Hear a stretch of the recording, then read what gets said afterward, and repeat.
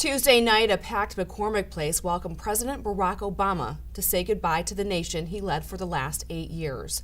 The president made his way back to where it all began, in Chicago. Obama used his farewell address to defend his administration's record while mentioning regrets about increased partisanship and damaged race relations. But he also used the stage to tout his many accomplishments and engrave his legacy as the nation's 44th president of the United States. If I had told you 8 years ago that America would reverse a Great Recession, reboot our auto industry, and unleash the longest stretch of job creation in our history,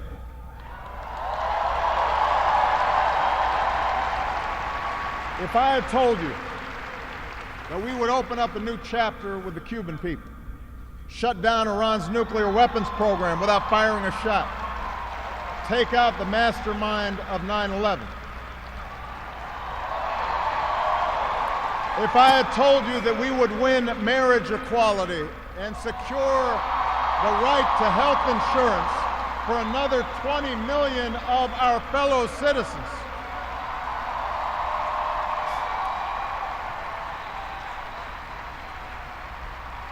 if I had told you all that, you might have said our sights were set a little too high. Obama also made the case that he was leaving the country in better shape than when he took office in 2008. He pointed to securing the right to health insurance for 20 million fellow citizens, while warning that there was no quick fixes to some of the country's biggest challenges. With just a few more days left in the Oval Office, Obama faces the reality that many of his accomplishments could be upended by the incoming administration. Obama also revived calls for activism, telling Americans to stay engaged in politics. Watching all of this from the front row was Michelle and Malia Obama, along with Vice President Joe Biden and his wife Jill. The crowd cheered as Obama paid an emotional tribute to those closest to his heart. You took on a role you didn't ask for, and you made it your own, with grace and with grit and with style and good humor.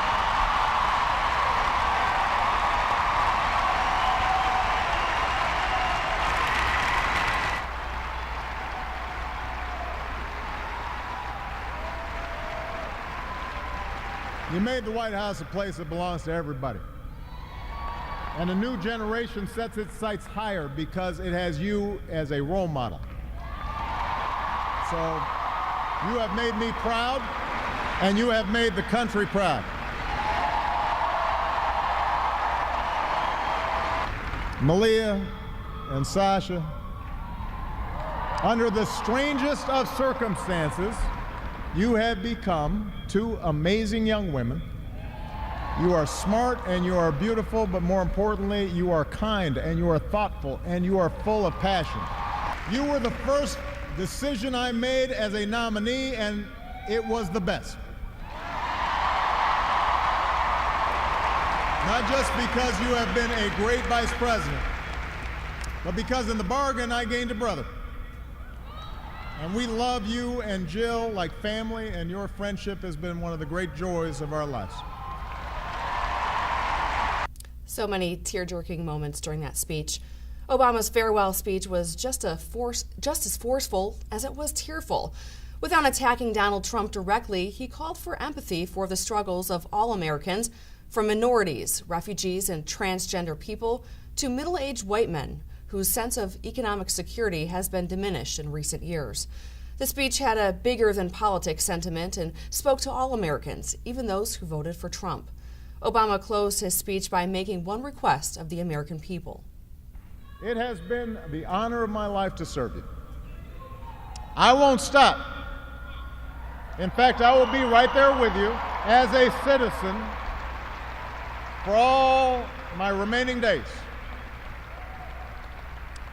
But for now, whether you are young or whether you're young at heart, I do have one final ask of you as your president. The same thing I asked when you took a chance on me 8 years ago. I'm asking you to believe, not in my ability to bring about change, but in yours. Yes, we can. Yes, we did. Yes, we can. Thank you. God bless you. May God continue to bless the United States of America. President Obama promises a peaceful transfer of power from one president to the next, just as President Bush did for him.